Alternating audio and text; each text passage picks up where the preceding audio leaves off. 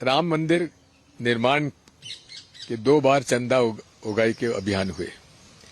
एक बार शुरू में जब अडवाणी जी की रथ यात्रा निकली थी, तब भी मैंने चंदा दिया था।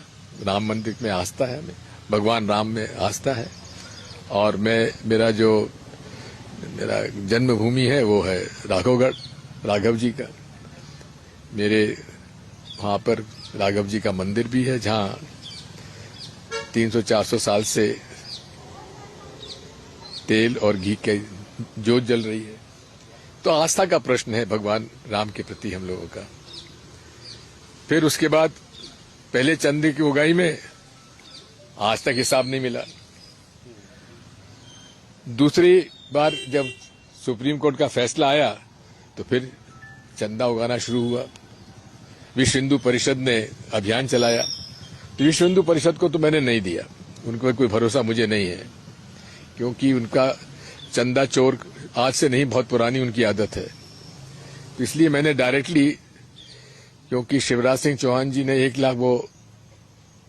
लाख रुपए का उन्होंने दान दिया था, वो मुख्यमंत्री थे, तो मैंने उनको कहा कि भाई मुझे इनसे बड़ा देना चाहिए। 1,11,000 मैंने दिए, और चिट्ठी भी लिखी थी मैंने नरेंद्र मोदी जी को कि मुझे इस बात के लिए मैं आपसे अनुरोध करना चाहता हूं कि ये चंदा आप उसमें ट्रस्ट के उसमें जमा करा दें। उन्होंने हमको वापस भेज दिया, उनके पीएमओ ने, फिर हमने जमा करा दिया, उसकी रसीद हमारे पास आ गई।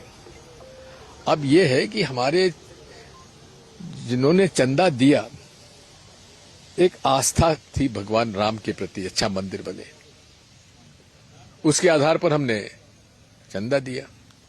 लेकिन जिस प्रकार की शिकायतें आ रही हैं, चंपत राय जी जिन्होंने की ट्रस्ट का पूरा करता धरता बनाया, उन्होंने 10-10, 15-15 हजार रुपए माहवार के लोगों को नियुक्ति दी, और हर दिन जितना चंदा आता था उसमें से 10 से 20% गड्डियां गायब कर दी जाती थी।